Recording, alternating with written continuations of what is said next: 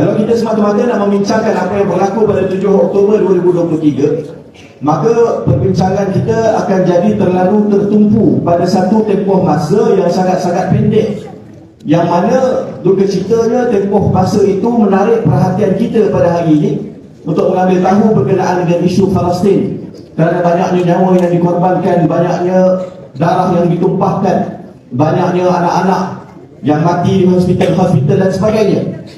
Sedangkan perjalanan perjuangan orang-orang Palestin itu telah bermula sejak sekian lama, dan kesakitan serta kesakitan yang mereka lalui jauh lebih besar di luar daripada waktu peperangan berbanding dengan pada waktu peperangan. Kerana sekurang-kurangnya pada waktu peperangan, orang sedar dan orang tahu apa yang sedang berlaku ke atas Palestin, orang memberi perhatian kepada Palestin, orang menyumbang untuk Palestin, berdoa untuk Palestin, berdemonstrasi untuk Palestin. Sedangkan dalam pengalaman saya berada di bumi Palestin sejak daripada tahun 2013, sebenarnya kita melihat penderitaan yang jauh lebih besar. Bagaimana mereka hidup di bumi Gaza yang kecil itu, yang mana panjang Gaza ini tuan-tuan dan puan-puan daripada atas ke bawah, Gaza ini memanjang daripada atas ke bawah, panjangnya sekitar 40 km sahaja, dan lebar dia kiri ke kanan sekitar 9 km sahaja, menjadikan bumi Gaza yang sedang dibantai pada hari ini keluasannya hanyalah 360 km persegi sahaja, tetapi didiami pada hari ini oleh 2.3 juta orang. Jadi bumi inilah yang sedang mempertahankan keseluruhan bumi Palestin, sedang mewakili 1 bilion umat Islam yang ada di seluruh dunia, dan mereka ini mengorbankan segala apa yang mereka ada, yang mana peperangan pada kali ini walaupun adalah yang paling dahsyat, bukanlah yang pertama terpaksa mereka lalui. Jadi saya duduk di Gaza sejak daripada tahun 2013. Kita berdepan dengan beberapa kali peperangan yang pertama saya lalui ketika itu tahun 2014, berlanjutan selama 51 hari. Peperangan kedua saya lalui tahun 2021, berlanjutan selama 11 hari. Di tengah-tengah itu ada serangan-serangan yang kerap berlaku ke atas bumi Gaza. Tahun 2018 berlaku satu peristiwa yang namanya The Great Return March, perarakan aman yang dibuat oleh penduduk-penduduk mendekati sempadan sebab mereka nak ingatkan kepada penjajah bahawa tanah mereka masih lagi dijajah. Mereka bergerak tanpa membawa apa-apa kelengkapan tentera, mereka tak bawa apa-apa senjata.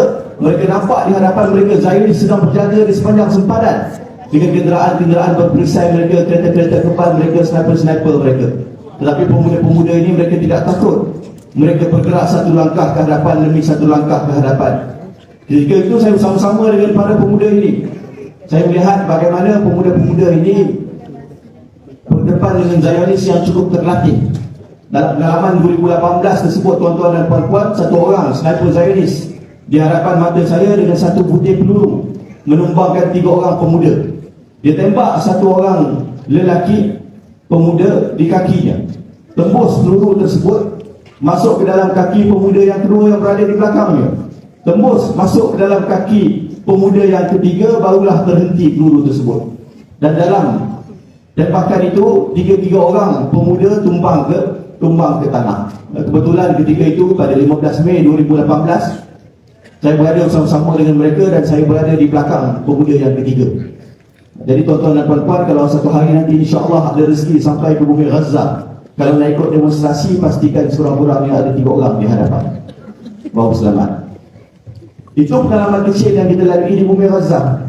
Walaupun sepanjang hari tersebut sahaja mereka lakukan demonstrasi setiap hari Jumaat, tetapi pada 15 Mei 2018 itu seramai 60 orang yang mati syahid.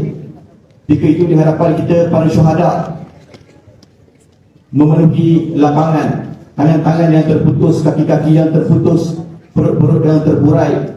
Ketika itu kita mendengar lawangan syahid-syahid, tetapi para pemuda ini mereka bila dengar lawangan syahid, mereka tidak lari daripada tempat yang berlakunya tembakan, malah mereka pergi mendekati kawasan tersebut sebab mereka nak berebut pahala, nak ambil syuhada-syuhada yang telah dikorbankan, nak junjung di atas bahu-bahu mereka dan nak bawa ke hospital, kemudiannya ke tanah-tanah perkuburan. Maka itu yang berlaku tahun 2018, tahun 2021, 11 hari peperangan tahun 2023 ni yang kita nak bincangkan dengan lebih khusus, kerana apa yang berlaku pada 7 Oktober 2023 ini adalah suatu bentuk serangan yang sangat luar biasa.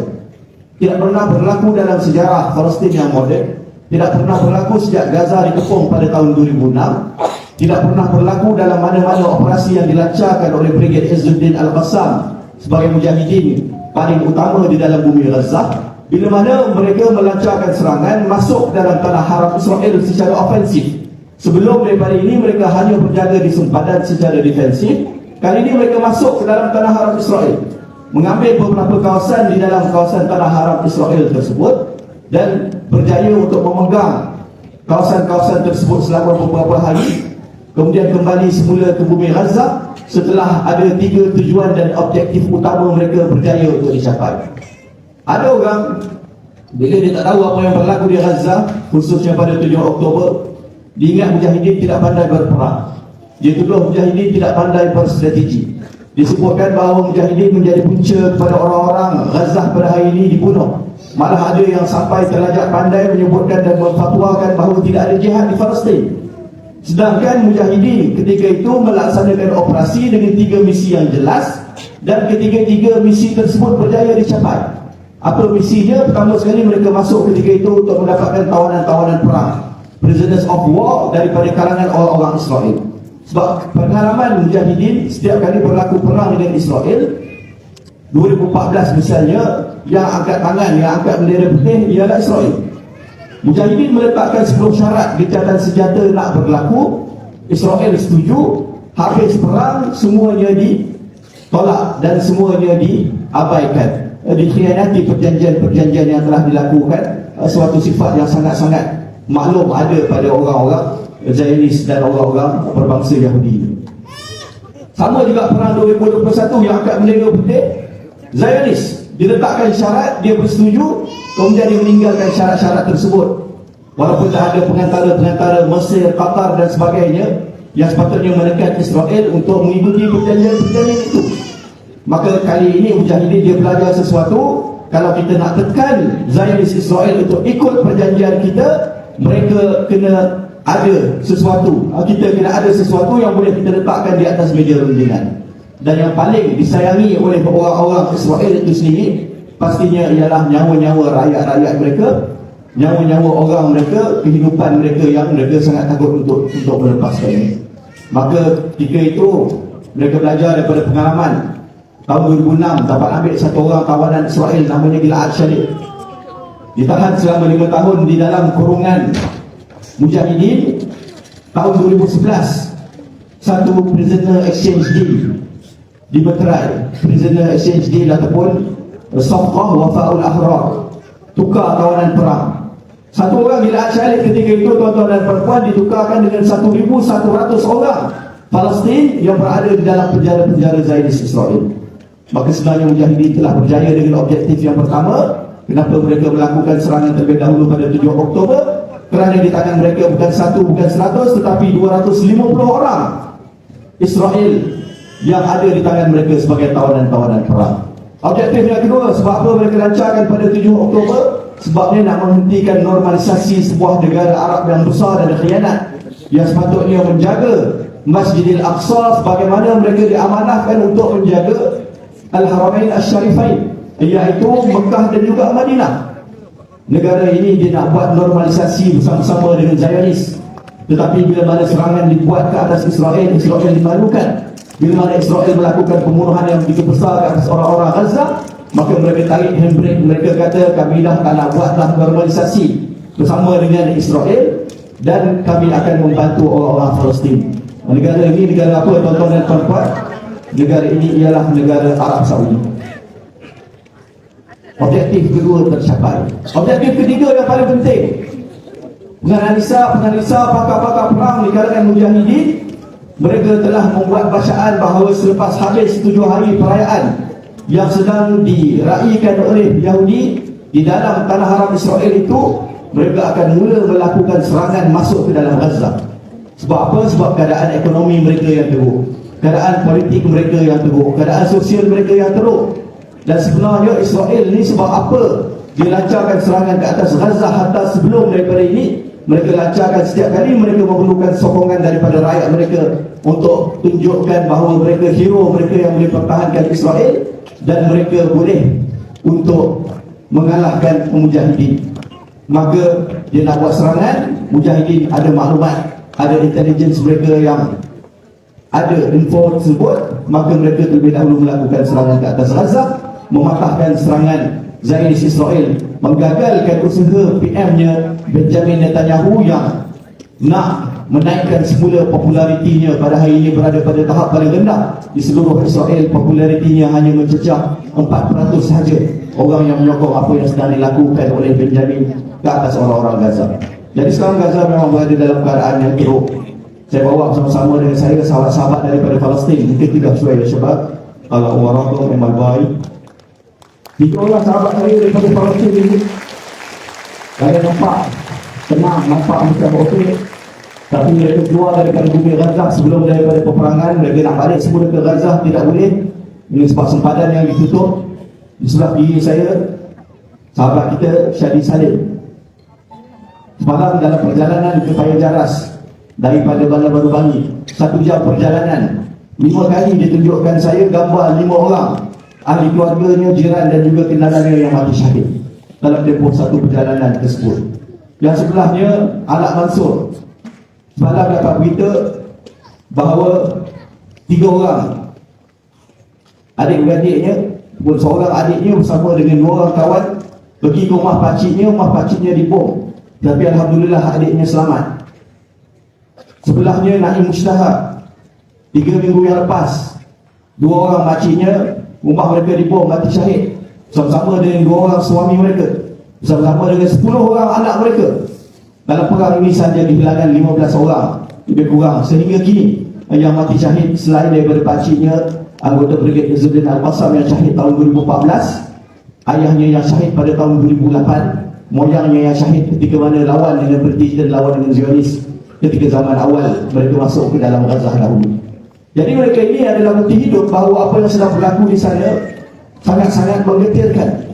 Sokongan masih diperlukan oleh rakyat Malaysia untuk memastikan mujahidin dapat bertahan, dan lebih penting daripada itu, rakyat yang ada di dalam bumi Gaza ketika ini dapat terus bertahan.